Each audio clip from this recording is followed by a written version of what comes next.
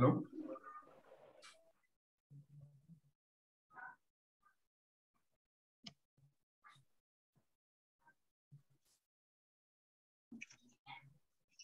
Hi everyone, welcome back to the session. Anybody supposed to join? ఇంకెవరన్నా join అవ్వాల్సిన ఉన్నారా?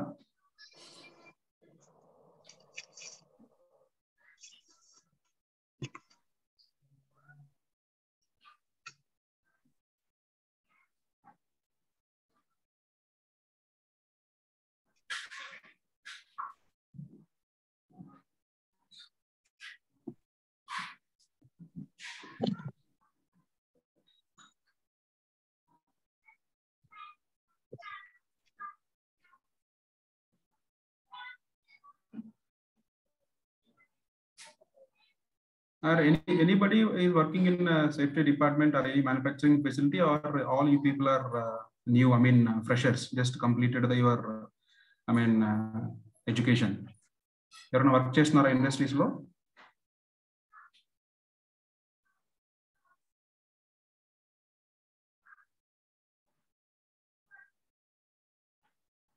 I think some Nataraj is speaking in mute.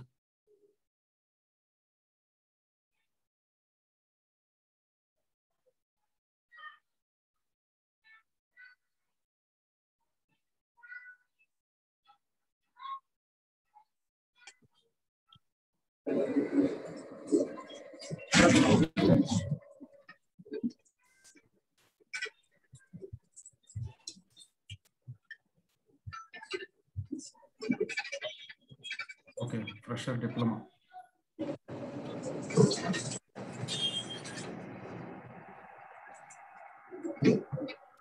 I think another 4 people has to join.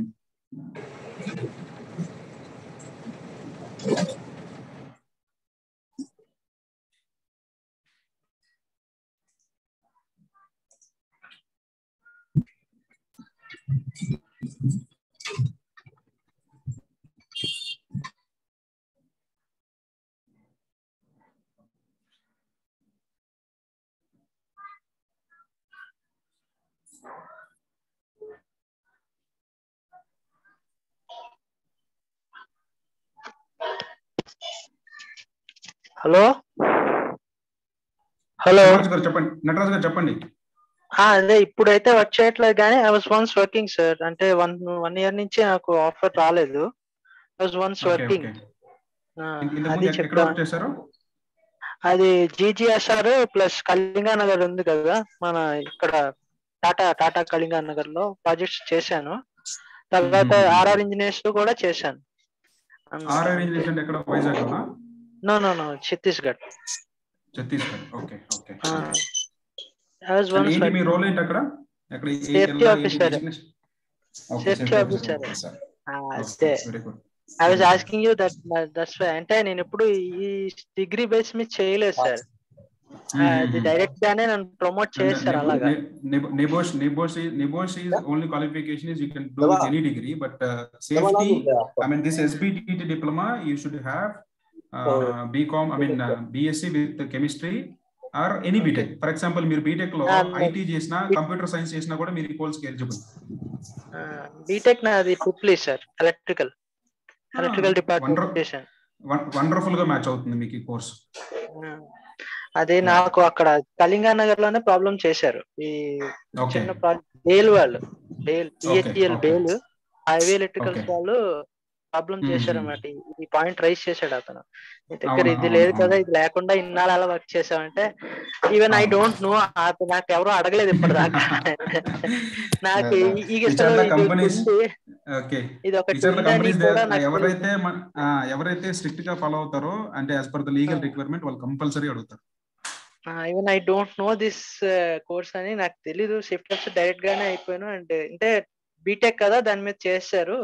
Electrical service company అది వచ్చిందన్నమాట. చిన్న compliance వచ్చి నాకు అది doubt వచ్చింది.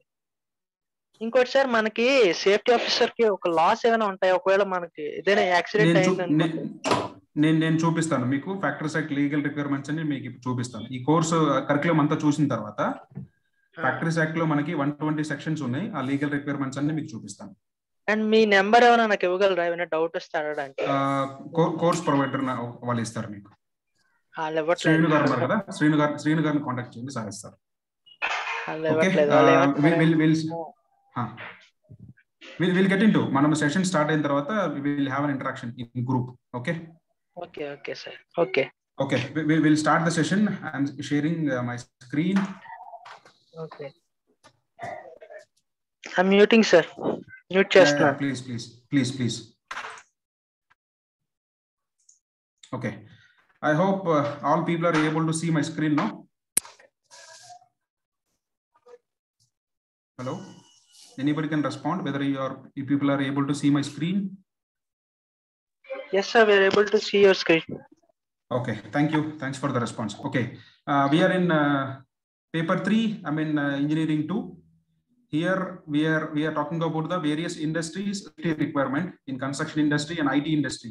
In IT industry also, for example, IT industry in the sense it is not software company and it is related to the, I mean IT related, for example manufacturing of any mouses, keyboard, computers, those kind of manufacturing industry. And safety in docks. In safety in docks also, this is the very key area the accidents are used to happen. And safety in docks also we'll talk in further sessions. This is about completely engineering 2, and this is the 4th paper, quality control in occupational safety and health and environment.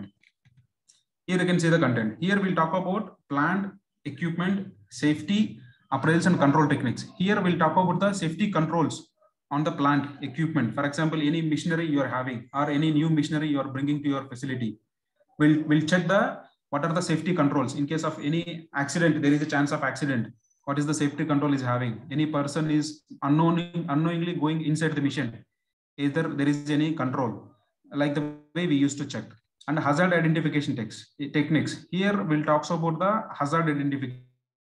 People know what is mean by hazard. అంటే ప్రమాదం అంటే hazard అంటే ప్రమాదం అండి. ప్రమాదం అంటే అందరికీ తెలిసే ఉంటుంది ఏంటి అనేది. ఏదైనా వస్తువు దానివల్ల మనకి ప్రమాదం జరిగే ఛాన్స్ ఉంది. ప్రమాదం అంటే ఒకటి మనుషులకైనా అవ్వచ్చు, ఎన్విరాన్మెంట్ కైనా అవ్వచ్చు, మనకి ప్రాపర్టీకైనా అవ్వచ్చు. Something which has potential or environmental damage, దాన్ని మనము హజార్డ్ అంటాం. ఇక్కడ హజార్డ్ ఐడెంటిఫికేషన్ టెక్నిక్స్ ఉన్నాయి, డిఫరెంట్ టెక్నిక్స్ ఉన్నాయి. వీటన్నిటి గురించి మనం మాట్లాడతాము.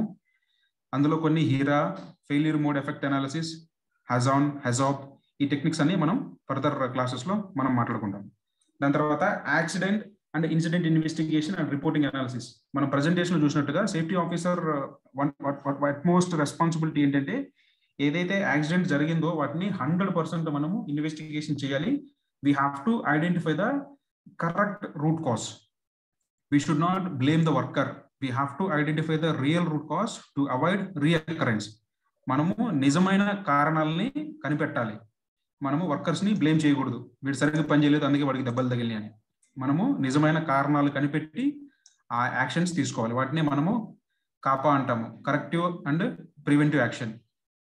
కరెక్టివ్ యాక్షన్ అంటే వన్స్ యాక్సిడెంట్ జరిగిన తర్వాత మనం తీసుకునే చర్యలు. ప్రివెంటివ్ యాక్షన్ అంటే యాక్సిడెంట్ జరగక ముందే. ఫర్ ఎగ్జాంపుల్ ఏదైనా మిషనరీ చూసారు మీరు, దానికి గార్డింగ్ లేదు, కొత్త మిషన్ గార్డింగ్ లేదని చెప్పేసి ఇమీడియట్ గా మీరు స్టోర్ లో ఇన్ఫార్మ్ చేసి దానికి గార్డ్ పెట్టించారు, అది ప్రివెంటివ్ యాక్షన్ అవుతుంది. అదే మీరు ఆ గార్డ్ లేకపోవడం వల్ల యాక్సిడెంట్ జరిగింది, దాని తర్వాత గార్డ్ పెట్టించారు, అది కరెక్టివ్ యాక్షన్ అవుతుంది. That is the difference between corrective and preventive action.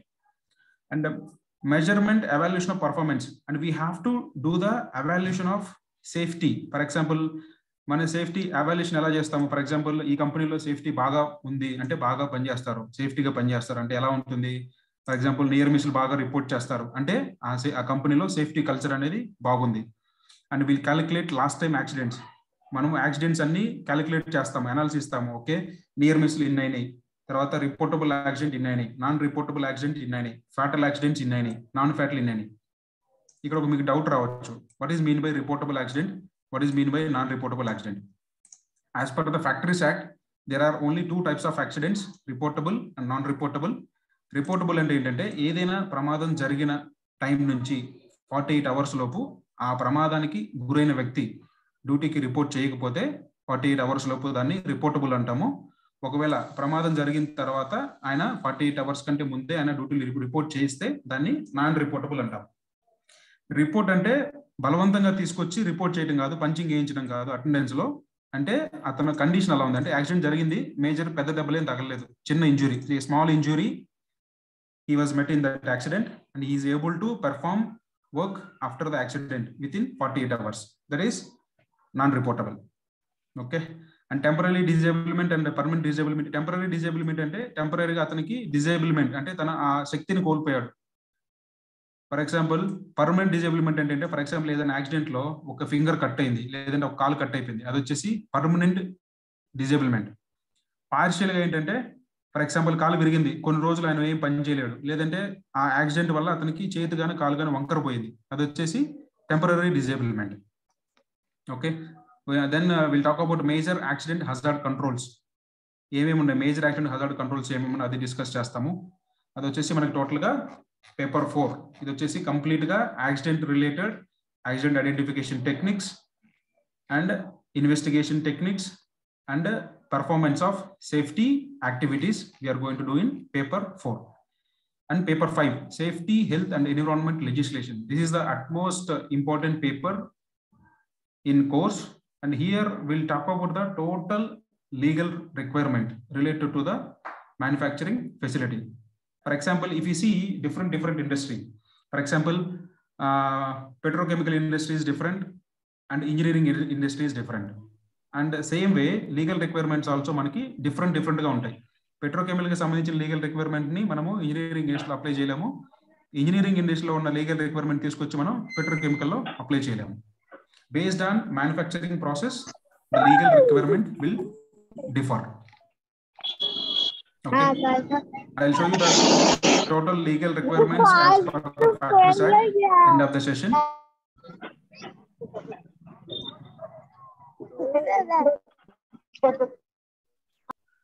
Madhukumar garu, can you please be in mute?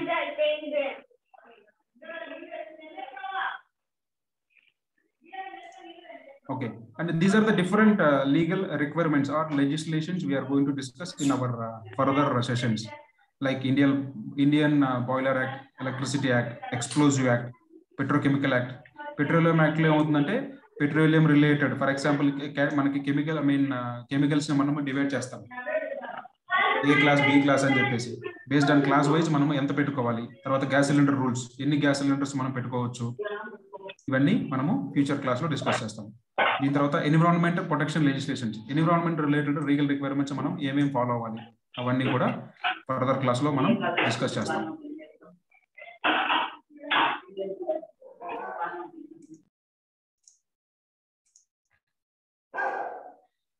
Somebody, I'll mute everybody. Okay.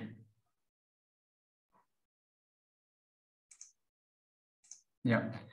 And this is the paper 6, industrial hygiene and occupational health. After legislation, we'll talk about industrial hygiene and occupational health. This is the paper 6. And here we'll talk about the hygiene related to the operations. For example, define the industrial hygiene control methods, and changing the process and isolation related, wet methods and local exhaust system. For example, any chemical activity is happening, there is no local exhaust system or exhaust system in case of any leakage, that will be a problem. Introduction to chemical hazards, dangerous properties of chemical, dust, gases, fumes, mist, vapor and smoke. These are the different chemical properties that may affect our health. And we here will talk about routes of entry. Chemical అనేది routes of entry, ఎన్ని రకాలుగా మనకి మన బాడీలోకి enter అయ్యేదానికి chances ఉన్నాయి. Then concept of threshold limit value. Threshold limit value అంటే ఎంతవరకు మనము 8 hours లో మనం ఎక్స్పోజ్ అవ్వగలం. దాని తర్వాత పర్సనల్ ప్రొటెక్టివ్ ఎక్విప్మెంట్, పీపీస్ గురించి మనం కంప్లీట్ గా ఈ పేపర్ లో మనం డిస్కస్ చేస్తాం. తర్వాత common occupational diseases. As per the factories act we have list of notifiable diseases. Total గా 29 ఉన్నాయి. In schedule 3 we have total 29 notifiable diseases. అంటే ఇప్పటి వరకు మనము 29 నోటిఫైబుల్ ఆక్యుపేషనల్ డిసీజెస్. డిసీజ్ వేరు, ఆక్యుపేషనల్ డిసీజ్ వేరు. ఆక్యుపేషనల్ డిసీజ్ అని దేన్ని అంటాము అంటే మనం చేసే పని వల్ల నాకు అది వచ్చింది. ఫర్ ఎగ్జాంపుల్ నేను ఎనీ క్వారీలో కానీ మైన్లో కానీ వర్క్ చేస్తున్నాను, మైనింగ్ లో, అక్కడ నాకు ఎక్కువ డస్ట్ ఉంటుంది, అక్కడ నాకు ఈ డస్ట్ వల్ల సిలికోసిస్ వచ్చేదానికి ఛాన్స్ ఉంది. అట్లాగా Okay, next occupational health hazards. We'll talk about occupational health hazards in this paper 6. Then we'll talk about physiology and ergonomic issues. Here we'll talk about ergonomic issues as well. For example, many of the engineering companies, they'll do repeated movement of body. That also leads to occupational disease. They'll get wear and tear. వీళ్ళు చెప్తుంటారు, sir పొద్దుగులు నేను తిరుగుతూనే ఉన్నాను, నాకు నడుము నొప్పి వస్తుంది, నేను 2 రోజులు డ్యూటీకి రానంటారు. అలాంటివి ఎర్గనామిక్ రిలేటెడ్. కొంతమంది కంప్యూటర్ దగ్గర కూర్చొని వాళ్ళకి ఫింగర్ టైప్ చేస్తూ ఉంటే నొప్పులు వచ్చేదానికి ఛాన్స్ ఉంటుంది. అవి ఒక ఎర్గనామిక్ ప్రాబ్లం ఉంటుంది. అలా దాని తర్వాత second paper 7th paper safety in chemical industry. In this paper we're completely will talk about only chemicals and chemical related activities. For example UN classification of hazardous material, safety in chemical industry. మనకి UN classification ఉంది, total 9 types of chemicals ఉన్నాయి, వాటి గురించి మాట్లాడతాము. Plant area classification, plant ఏరియాను కూడా మనము zone wise divide చేసుకుంటాము ఇన్ కెమికల్ ప్లాంట్ లో. ఓకే, తర్వాత transportation hazardous material, in case మన కెమికల్స్ ని ట్రాన్స్పోర్ట్ చేసేటప్పుడు ఎలాంటి మెజర్స్ తీసుకోవాలి. తర్వాత ట్రెమ్ కార్డ్ అంటే ఏంటంటే మనం పెద్ద పెద్ద కంటైనర్ లో కెమికల్ వెళ్తూ ఉంటుంది, మీరు చూసే ఉంటారు. బ్యాక్ సైడ్ ఒక చిన్న టేబుల్ ఉంటుంది, ఆ టేబుల్లో వాళ్ళు ట్రయాంగిల్ లో మెన్షన్ చేస్తారు, ఫ్లేమబుల్ అని చెప్పేసి రెడ్ కలర్ లో ఒక ట్రయాంగిల్ ఉండి పైన 3, 4 సింబల్ వేస్తారు. అది వచ్చేసి మనకి ఆ కెమికల్ రిలేటెడ్ ఇన్ఫర్మేషన్. ట్రెమ్ కార్డ్ లో మనకి ఏంటంటే, ఈ ట్రెమ్ కార్డ్ లో ఆ కెమికల్ ఇన్ కేస్ స్పిల్ అయితే ఏం చేయాలి, ఇన్ కేస్ ఆ కెమికల్ అనేది ఫైర్ అయితే ఏం చేయాలి అనేది మనకి డీటెయిల్ గా ట్రెమ్ కార్డ్ లో ఉంటుంది. As a manufacturer he has to send the trem card along with the container, along with MSDS. MSDS అంటే ఏంటంటే మెటీరియల్ సేఫ్టీ డేటా షీట్. ఈ మెటీరియల్ సేఫ్టీ డేటా షీట్ మనం సింపుల్ గా చెప్పాలి అంటే, ఫర్ ఎగ్జాంపుల్ మనం ఏదైనా జాబ్ కి అప్లై చేసేటప్పుడు మనం రెజ్యూమ్ ఇస్తాం. రెజ్యూమ్ అంటే ఏంటి, complete in and out details ఉంటాయి. మనం ఎక్కడ పుట్టాము, మనం ఏం చదువుకున్నాము, మన క్వాలిఫికేషన్ ఏంటి, మన వర్క్ ఎక్స్పీరియన్స్ ఏంటి, మనం ఏమేమి సర్టిఫికేషన్స్ చేసాము, ఎక్కడి నుంచి వచ్చాము, మనకి ఏమేమి లాంగ్వేజ్ వచ్చు, అలాగే కెమికల్ కూడా కంప్లీట్ బయోడేటా ఉంటుంది. ఈ కెమికల్ పేరేంటి, ఈ కెమికల్ తయారు చేయడానికి ఏమేమి వాడారు, అంటే composition, what is the composition they have used for to make this chemical. In case spill అయితే ఏం చేయాలి, అంటే ఎలా కంటైన్ చేయాలి. ఇన్ కేస్ ఫైర్ ఏంటి, ఏ type of fire extinguisher use చేయాలి. ఇన్ కేస్ నేను దీన్ని డిస్పోజ్ చేయాలి, నేను ఎలా డిస్పోజ్ చేయాలి, హజార్డస్ వేస్ట్ ఎలా డిస్పోజ్ చేయాలి, అవన్నీ ఈ MSDS లో మాట్లాడుకుంటాం. దాని తర్వాత work permit system. This is also plays a major role in any industry. There is no work permit system, there will be more chance of prone to accidents. Sometimes in the work permit system, the people will behave like very differently. They will write the permit and they will take the supervisor signature and they won't take the safety officer's signature. And they will tell that, sir, I have written the permit. If you see the signature, there is no signature of safety officer. Permit రాస్తారు, safety వాళ్ళకి inform చేయరు, పని start చేస్తారు.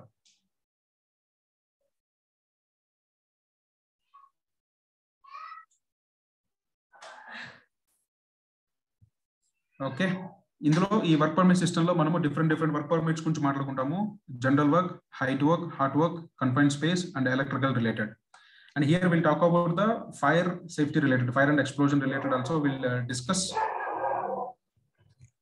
And we relate to corrosion, and this is one more topic, corrosion and erosion, locations of causes and inspection and prevention. We'll talk about corrosion and erosion related topics also we'll discuss in this chemical safety. And the last one but not least, construction safety. In construction safety, we'll talk about the total scope of construction, like underground works, above ground works, water related. ఈ underground works అంటే drills, blasting, trenches, shoring. మనం ఎక్కడన్నా చూసుంటాము, కొండలు వేయించి మనకు railway ట్రాక్లు వేస్తూ ఉంటారు త్రూ టనల్ ద్వారా. ఆ టనల్స్ వర్క్ అవుతుంటాయి, పైలింగ్ అవుతూ ఉంటుంది. పెద్ద పెద్ద కన్స్ట్రక్షన్ వర్క్ కి, మెట్రోల్స్ కి వాళ్ళు టర్నింగ్ వర్క్, తర్వాత డ్రిల్లింగ్ వర్క్ చేస్తూ ఉంటారు. అదొకటి. తర్వాత అబోవ్ గ్రౌండ్ వచ్చేసి స్కఫోల్డింగ్, షట్టరింగ్, తర్వాత కాంక్రీట్ వర్క్స్ చేస్తుంటారు, స్టైర్ కేస్ వర్క్ చేస్తూ ఉంటారు, స్ట్రక్చరల్ స్టీల్ వర్క్ చేస్తూ ఉంటారు. ఇవన్నీ కూడాను చేస్తూ ఉంటారు. Okay, then under water operations. The some of the works they will do in underwater operations, especially in sea. For example, కొన్ని కెమికల్ లైన్స్, పైప్ లైన్స్ సముద్రం నుంచి వేస్తూ ఉంటారు. అక్కడ కూడా లోపలికి వెళ్ళి వర్క్ చేస్తూ ఉంటారు. వెల్డింగ్ యాక్టివిటీస్ అవి ఇవి జరుగుతూ ఉంటాయి, ఇరిగేషన్ యాక్టివిటీస్, వాటి గురించి కూడా మనం మాట్లాడుకుంటాము. Okay, safety in demolition operation. Safety ఏంటంటే కన్స్ట్రక్షన్ లో ఈ డెమాలిషన్ అనేది చాలా పెద్ద రిస్క్. ఎటువంటి ప్రికాషన్స్ తీసుకోకుండా వాళ్ళు బ్లాస్టింగ్ మెటీరియల్ యూజ్ చేసి డెమాలిష్ చేస్తూ ఉంటారు. చుట్టూ మనకి బ్యారికేషన్ ఏం లేకుండా బ్లాస్టింగ్ చేయడం వల్ల at the time of demolition complete dust and blast అయినప్పుడు ఆ ఇంపాక్ట్ కి ఆ బ్రోకెన్ ద సివిల్ డెబ్రీస్ అనేది ఎక్కడ పడితే అక్కడ పడిపోయి ప్రమాదాలు జరిగేదానికి ఛాన్స్ ఉంటుంది. నెక్స్ట్ వచ్చేసి safety with regard to the storage and stackage of handling of materials in construction. In material storage stacking అనేది చాలా పెద్ద critical in construction industry. Construction industry ఏంటంటే ఎక్కడ పడితే అక్కడ మెటీరియల్ స్టోర్ చేస్తూ ఉంటారు వాళ్ళు ఇష్టం వచ్చినట్టుగా. తర్వాత accident prevention, how to prevent accident in construction industry and statutory obligations.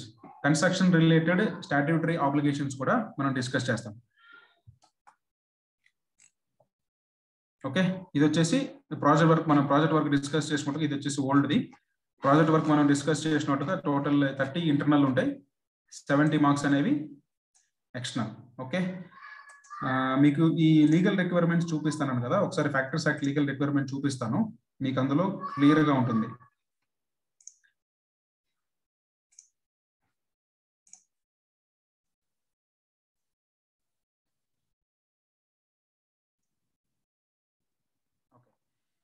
చూస్తే మీకు ఫ్యాక్టరీస్ యాక్ట్ లో మనకి టోటల్ 120 సెక్షన్స్ ఉన్నాయి. దాని కన్సల్టేట్ గా ఏపీ ఫ్యాక్టరీస్ రూల్స్ 1950, ఇది వచ్చేసి ఏపీ ఫ్యాక్టరీస్ యాక్ట్ 1948 అండ్ 108. ఇందులో మనకి రూల్స్ ఉన్నాయి. యాక్ట్ అంటే ఏంటి, రూల్ అంటే ఏంటి? యాక్ట్ అనేది మనకి పార్లమెంట్ డిసైడ్ చేస్తుంది ఎలా ఉండాలి అనేది. పార్లమెంట్ లో మనకి ఫ్రేమ్ అయ్యి అక్కడ మనకి పార్లమెంట్ లో ఆమోద ముద్ర వచ్చిన తర్వాత ఆ యాక్ట్ అనేది మనకి ప్రింట్ రావడం జరుగుతుంది. ఈ ఏపీ ఫ్యాక్టరీస్ రూల్స్ అంటే based on factories act, each state వాళ్ళ కండిషన్ బేస్ చేసుకొని లోకల్ గవర్నమెంట్ అనేది మనకి రూల్స్ అనేది డిఫైన్ చేయడం జరుగుతుంది. ఇక్కడ చూస్తే మీరు ఇవన్నీ డిఫరెంట్ సెక్షన్స్, ఇవి వచ్చేసి మన రూల్స్ రిలేటెడ్, ఇవి వచ్చేసి ఫ్యాక్టరీస్ యాక్ట్ రిలేటెడ్. ఇక్కడ చూస్తే కొన్ని రిక్వైర్మెంట్, ఇక్కడ చూడండి serial number 12, disposal of waste and effluent. Whatever the waste we're generating we have to dispose. We should not keep inside the facility or you should not dump into your environment. మట్టిలో కలిపేయటం, లేదంటే oil waste కానీ లేదంటే chemical waste ఉంటే bore drill వేసేసి లోపలికి పెట్టడం అలాంటివి చేయకూడదు. తర్వాత ventilation and temperature, we have to maintain the minimum temperature level in shop floor. Okay, మీరు స్క్రీన్ చూడట్లేదా? ఆ స్క్రీన్ కనిపించట్లేదు సార్. ఒక్క నిమిషం.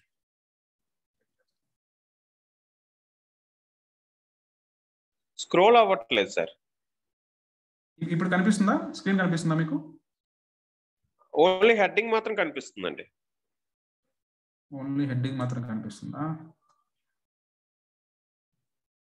హెడ్డింగ్ అంటే ఫ్యాక్టరీస్ యాక్ట్ 1948 ఇది మాత్రమే కనిపిస్తుందా?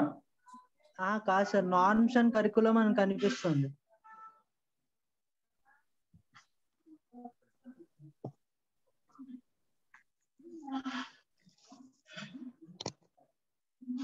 అంటే నేను అదే షేర్ చేస్తున్నాను, నేను మళ్ళీ షేర్ చేస్తాను. ఒక్క నిమిషం.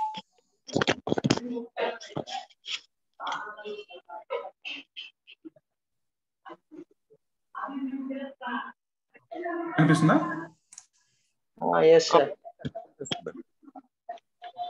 Thank you. ఇది వచ్చేసి టోటల్ మనకి ఫ్యాక్టరీస్ యాక్ట్ లో మనకి 120 సెక్షన్స్ ఉన్నాయి. ఏపీ ఫ్యాక్టరీస్ రూల్స్ 108 రూల్స్ ఉన్నాయి అన్నమాట. ఇవన్నీ డిఫరెంట్ సెక్షన్స్ మనకి. ఇందులో ఇది ఒకటి, ఇన్స్పెక్షన్ ఆఫ్ స్టాఫ్ ఒకటి, duties of inspector and duties of certifying surgeon. Certifying surgeon ఎప్పుడు ఉంటారంటే మినిమం మనకి 250 కంటే ఎక్కువ మ్యాన్ పవర్ ఉన్నప్పుడు మనము కంపల్సరీగా ఒక సర్టిఫైయింగ్ సర్జన్ అనే అతను మన కంపెనీలో ఉండాలి. ఇది వచ్చేసి చాప్టర్ 3, ఇది వచ్చేసి హెల్త్ రిలేటెడ్ లో మనకి వేస్ట్ డిస్పోజల్, తర్వాత వెంటిలేషన్ అంటే ఎంత గాలి, వెలుతురు, టెంపరేచర్ అనేది మన షాప్ ఫ్లోర్ లో మెయింటైన్ చేయాలనే ఒక రిక్వైర్మెంట్ ఉంది.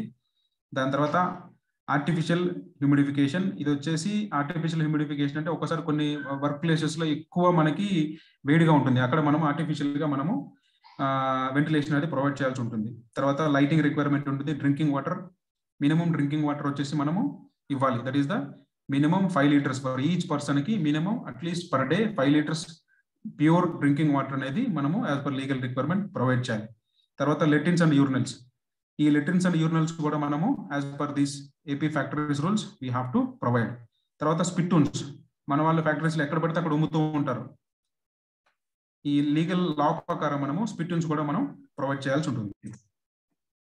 తర్వాత this is about safety. This is the safety section chapter 4. ఇది మనకి ఎక్కువ ఇంపార్టెంట్. ఇందులోనే మనం మేజర్ గా మనకి లీగల్ రిక్వైర్మెంట్స్ అనేవి కవర్ అవుతూ ఉంటాయి safety related. Fencing of machinery, serial number 21. Fencing of machinery ఏంటంటే గార్డింగ్, మిషన్ గార్డింగ్ అంటాము. ఏదైనా రన్నింగ్ ఆబ్జెక్ట్, ఫ్లై వీల్ కానీ తిరిగే వస్తువులు, కదిలే పరికరాలకి మనము మనుషులు అనే వాళ్ళు అప్రోచ్ అవ్వకుండా లాకింగ్ అనేది పెట్టుకోవాలి. We have to provide guarding for all movable and rotatable object of machinery. తర్వాత work on near machinery in motion. ఎవరెవరైతే మోషన్ లో ఉన్న మిషనరీ దగ్గర ఎవరెవరు వర్క్ చేయాలి, ఎవరు చేయకూడదు. Employment of young person dangerous machines. We are not suppose to keep young people near dangerous machines. And self acting machines. Some machines will act as a self acting, automatic గా పనిచేస్తూ ఉంటాయి. Like robot లో కానీ press machines లో కానీ auto mode లో పెట్టుకుంటే వాటి అవే పనిచేస్తూ ఉంటాయి. తర్వాత hoist and lift. Hoist and లిఫ్ట్లు ఇవన్నీ కూడాను మనము వన్స్ ఇన్ 12 months మనము థర్డ్ పార్టీ ఇన్స్పెక్షన్ మనం చేయించుకోవాలి. ఇవి వచ్చేసి 2 లిఫ్టింగ్ టూల్స్ అండ్ ట్యాకిల్స్. తర్వాత హాయిస్ట్ అండ్ లిఫ్ట్స్.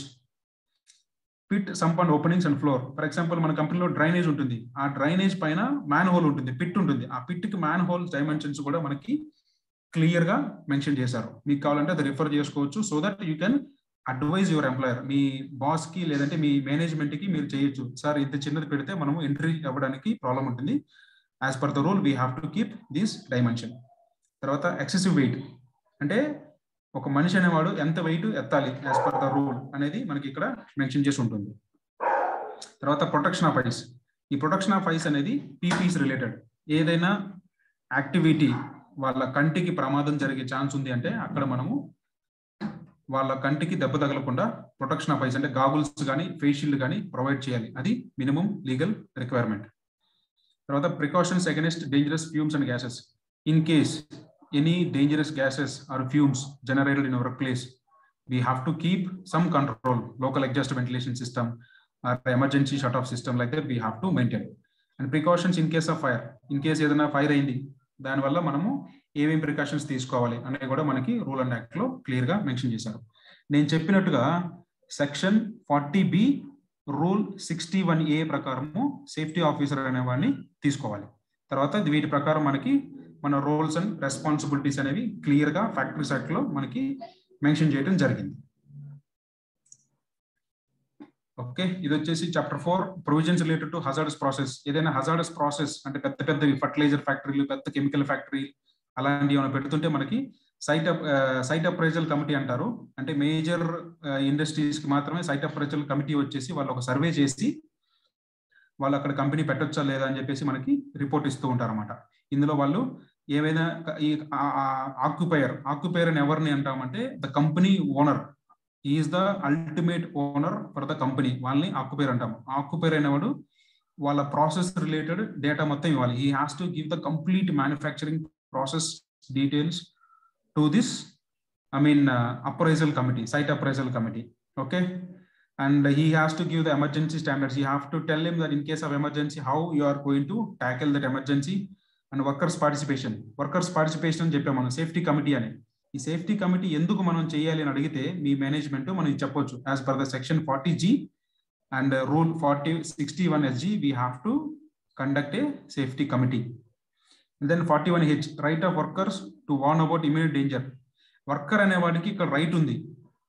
అంటే he has to know what are the hazards around in his working area. For example వాడు అడగవచ్చు మనకి, నా చుట్టూ ఉండే ప్రమాదాలు నాకు తెలియాలి అంటే మనం ఖచ్చితంగా వాడికి చెప్పాలి. That is our responsibility to convey the hazards related to the particular activity he is performing. And welfare.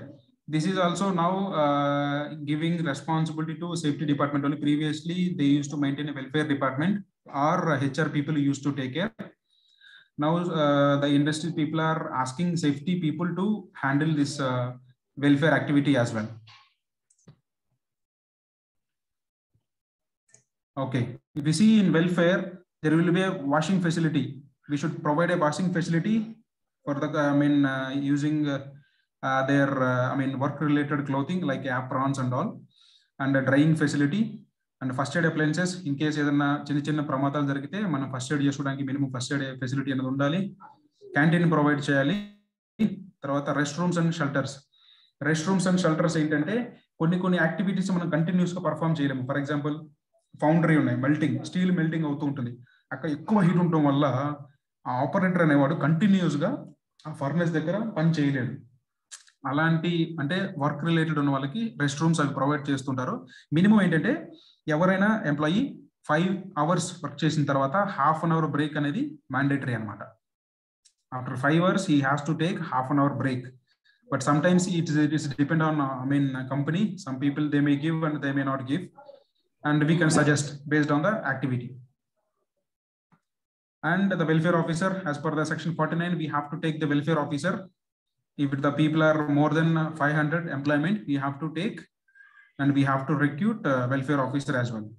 ఇక్కడ చూస్తే 48 క్రీచ్ ఫెసిలిటీ. క్రీచ్ ఫెసిలిటీ ఏంటంటే ఫర్ ఎగ్జాంపుల్ ఉమెన్ ఎంప్లాయ్మెంట్ ఉన్నారు అనుకోండి, ఏదైనా ఒక ఫ్యాక్టరీలో 30 అంతకంటే ఎక్కువ ఉమెన్ ఎంప్లాయ్మెంట్ ఉందంటే, ఆడవాళ్ళని పనిచేస్తున్నారు అంటే అక్కడ క్రీచ్ ఫెసిలిటీ అనేది ఉండాలి.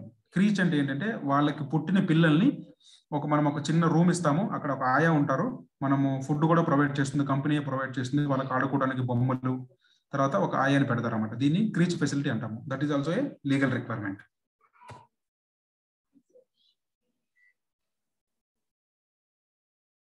And this is about our working hours. The weekly minimum is the 48 hours we have to work, and in daily we have to work maximum 9 hours. As I mentioned, rest intervals. If after 5 hours we have to take 30 minutes rest and spread over. For example, as per the Factories Act, you should not more than 5 hours in a day. 10 గంటల అంటే 10 గంటల 30 నిమిషాలు కంటే మనం ఎక్కువ పని చేయకూడదు. తర్వాత they will talk about night shifts and provision of overlapping shift. షిఫ్ట్లు అనేది ఓవర్లాప్ అవ్వకూడదు. ఫర్ ఎగ్జాంపుల్ మన వాళ్ళు ఎలా చేస్తారంటే ప్రొడక్షన్ రిక్వైర్మెంట్ ఉందని ఈ రోజు ఫస్ట్ షిఫ్ట్కి వస్తే మరుసటి రోజు ఫస్ట్ షిఫ్ట్ దాకా కూడా పని చేపిస్తూనే ఉంటారు. We should not allow this shift overlapping. Extra wages in case వాళ్ళు ఓటీ పని చేస్తే ట్వైస్ అనేది పే చేయాలి. ఈ ట్వైస్ అనేది కొన్ని కంపెనీస్ కి ఎలిజిబిలిటీ ఉంటుంది. ఇన్ కేస్ ఫర్ ఎగ్జాంపుల్ కొత్త ఎస్టాబ్లిష్మెంట్ అయితే, కొత్త కంపెనీలు అయితే మాక్సిమం వాళ్ళకి ఒక 5 years వరకు వాళ్ళకి వాళ్ళు పే చేయాల్సిన అవసరం లేదు, ఎందుకంటే వాళ్ళకి రిటర్న్స్ ఉండవు, ప్రాఫిట్స్ ఉండవు అని చెప్పేసి అక్కడ మనకి వేవ్ ఆఫ్ అనేది ఉంటుంది. And restriction of double employment. We should not work in 2 companies. Okay, then notice of period of work for the adults. Notice period we have to adults అనే వాళ్ళు ఎన్ని రోజులు వర్క్ చేయాలని చెప్పేసి ఒక ఇది ఉంటుంది. అది కూడా మనము యాజ్ పర్ 79 రూల్ ప్రకారం మనం మాట్లాడుకుంటాం ఫ్యూచర్ క్లాస్ లో. తర్వాత register of adult workers. For example adult worker అంటే ఏంటంటే 18 సంవత్సరాలు అంతకంటే కింద ఉన్న వర్కర్స్ ని మనము అడల్ట్ వర్కర్స్ అంటాము. వాళ్ళు ఎవరన్నా మీ కంపెనీలో పనిచేస్తే మనము ఒక రిజిస్టర్ అనేది కంపల్సరీగా మెయింటైన్ చేయాలి. Okay, some of the other rules. తర్వాత వచ్చేసి employment of young person. Young person అంటే బిలో 18 years అంటే అబౌవ్ 14 years ఎవరన్నా ఉంటే మనము వాళ్ళని ఎంప్లాయ్మెంట్ అనేది తీసుకోకూడదు. In case working hours, for example, some of they will come for the trainees. Maximum they can work for 4.5 hours in a day. For example, any adult worker work చేయాలి అంటే వాళ్ళకి certificate of fitness అనేది ఉండాలి. ఎక్కడి నుంచి? Medical officer దగ్గర నుంచి. As per rule 89 certified medical officer దగ్గర నుంచి ఫిట్నెస్ సర్టిఫికేట్ ఉంటేనే మనము అలో చేస్తాము. తర్వాత register of child worker. In case of ఎవరన్నా, ఒక్క నిమిషం,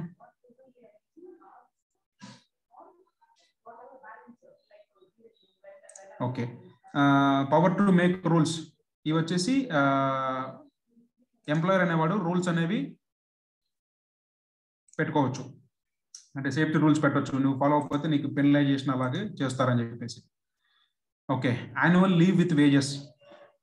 యాన్యువల్ లీవ్ విత్ వేజెస్ ఏంటంటే మనకి పిఎల్స్ అంటాము, పెయిడ్ లీవ్స్. 240 days వర్క్ చేస్తే 1 day వస్తుంది అనమాట. ఎవ్రీ 20 days కి ఒక డే మనకి, 15 days కి ఒక డే మనకి, ఎవ్రీ 20 days వర్క్ చేస్తే ఒక హాలిడే అనేది మనం తీసుకోవచ్చు. And wages during leave period, అంటే వేజెస్ లో అంటే లీవ్ లో ఉన్నప్పుడు వేజెస్ ఎలా పే చేస్తారు ఇవన్నీ మనకి అంత ఇంపార్టెంట్ కాదు సేఫ్టీ ఆఫీసర్ కి. తర్వాత స్పెషల్ ప్రొవిజన్స్. ఇది section number 88 and 89. These also very important. Notice of certain accidents. In case ఏదైనా యాక్సిడెంట్ అయిందంటే మనము ఇన్స్పెక్టర్ ఆఫ్ ఫ్యాక్టరీస్ కి, లోకల్ గవర్నమెంట్ అథారిటీకి మనం ఇన్ఫార్మ్ చేయాలి. That is the legal requirement. And notice of certain diseases. As I mentioned in Factories Act Schedule 3, there are 29 notifiable occupational diseases. In case మీ కంపెనీలో అట్లాంటిది ఏమన్నా disease, occupational disease మీరు ఏమైనా notify చేశారు, మీరు గుర్తిస్తే దాన్ని ఇన్స్పెక్టర్ ఆఫ్ ఫ్యాక్టరీస్కి మనం ఇన్ఫార్మ్ చేయాలి. Okay, this is about penalties and procedures. Offence of workers, for example ఇక్కడ చూడండి సెక్షన్ 97, ఇన్ కేస్ ఎవరైనా వర్కరు సేఫ్టీ వైలేట్ చేస్తే మనం 500 వరకు మనం పెనాల్టీ వేయొచ్చు లీగల్గా. ఓకే,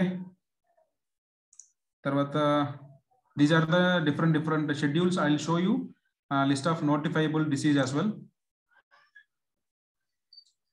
మీకు ఒక ఐడియా ఉంటుంది ఏంటి లిస్ట్ ఆఫ్ నోటిఫైబుల్ డిసీజెస్ అంటే ఏంటి అని.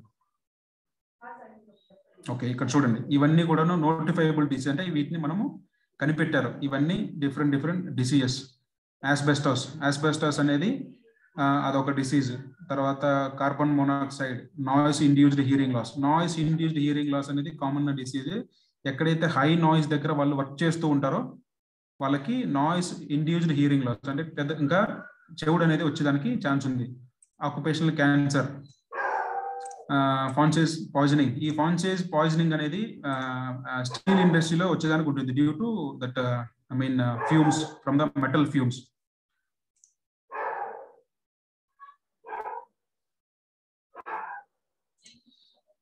ఓకే,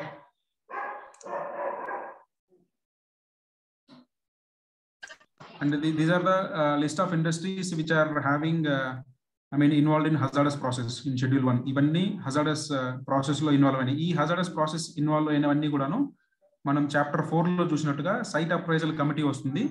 సైట్ అప్రైజల్ కమిటీ వచ్చి వాళ్ళు వీళ్ళకి అప్రూవల్స్ అనేవి ఇస్తారు. అంటే ఈ సో ఏరియాలో వాళ్ళు ఇండస్ట్రీని పెట్టొచ్చా పెట్టుకోకూడదా అని చెప్పేసి. Okay, with this I am done with my presentation. మనం ఫ్యాక్టరీస్ యాక్ట్ కూడా చూసేసాము. any questions from the participants?